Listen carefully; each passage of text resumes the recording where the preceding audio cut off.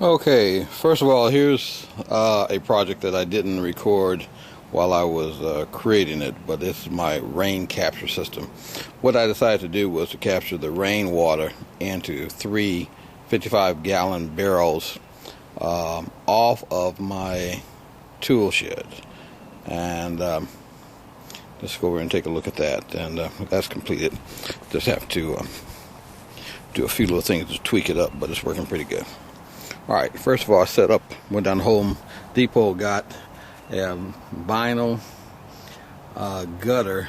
I think they come in 10-foot sections, and put that up along the side of my tool shed. Connected that to a 2-inch adapter into a 90-degree PVC connector. And that 2-inch of pipe actually falls back the other direction, and I'll explain that in a little while why it falls back the other direction, and just falls into my first barrel.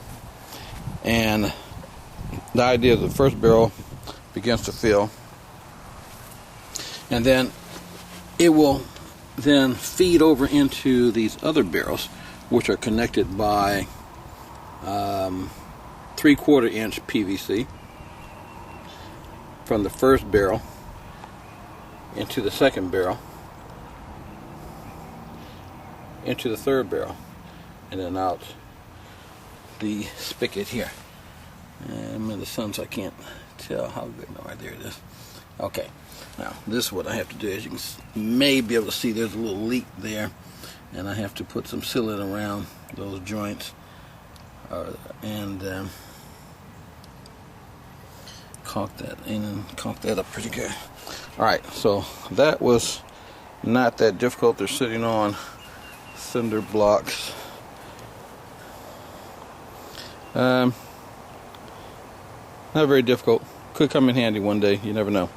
I do have my well, which is what I videotaped before. I had to pull that pump up out of the well, out of the ground, 100 feet down, and that has been accomplished, and that's the wellhead over there.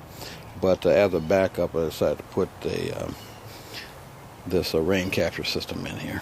Okay, now the latest project. Oh, and here's one of the other projects I didn't videotape, putting up of this fence. Okay, again, back to my latest project. I went down to Home Depot and bought 3 2x12 by 8 framing boards, and I had one of them sawed in half, so they will give me the sides of 8 feet long. That would be these guys here. The sides 8 feet long, and then the length would be 8 feet long, and then the sides would be these 2 4 feet. So the third one we cut in half, that obviously would serve as my side. Then I got some linseed oil, some boiled linseed oil, and I liberally applied that to the boards. The reason we did that is because these are supposedly untreated boards, and we want to use untreated boards for the garden bed, and because we don't want the chemicals from the processed boards, the treated boards, to leach into the food in any kind of way. All right, so those have been sitting out here drying, and in the meantime, while that was taking place, I went out here and I tilled up this area that I'm going to put the bed in. But first I want to till it up, and I have to grade it to make it a little bit less inclined. Right now we're inclined towards the backyard, and that's not it's a little bit too steep in a way. So what I did is tilled that up, and then I'll level that off, and then we're going to put this weed guard down across, and I'm probably going to do that.